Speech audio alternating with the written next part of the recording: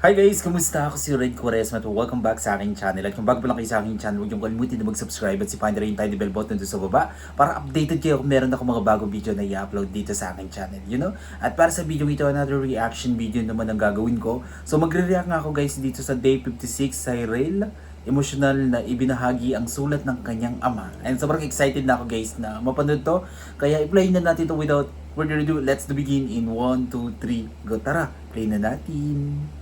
Okay, bilang tayo ulit yes in 3, 2, 1, go. So, here we go.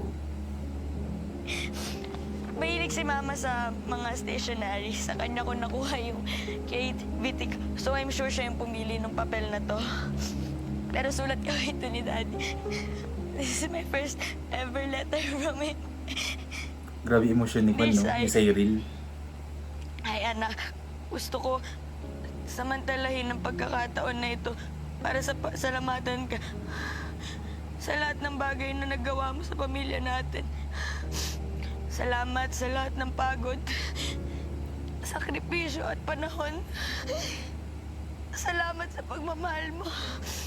Yung sa panahon, guys, I've been working since I was 4. So, sobrang meaningful sa akin na na-acknowledge na yun. Salamat sa pagmamahal mo sa amin. Lalo na sa mga kapatid mo. Sa pagpuno sa mga pagkukulang namin ng mama mo.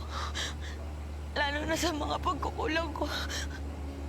Salamat sa malawak mong pangunawa at pagmamahal, nak. Mahal na mahal ka namin. Sorry sa lahat ng pagkukulang ko, nak. Sa mga maling desisyon ko na akala ko tama at nararapat. Isa akong magandang halimbawa na isang pagkakamali. Grabe. Nakakaiyak. Nakakadala iyak ni Juan, no? Ni Cyril, no? Napaka-emotional niya. I love you, nak. Salamat sa pag-asikaso at pag-settle sa birthday ni Sia. Salamat din sa pa-birthday, nak. Salamat sa pa-birthday sa lola mo. Salamat sa lahat ng tulong, nak. Mag-iingat ka palagi. Good luck sa lahat. Alam kong kayang-kaya mo.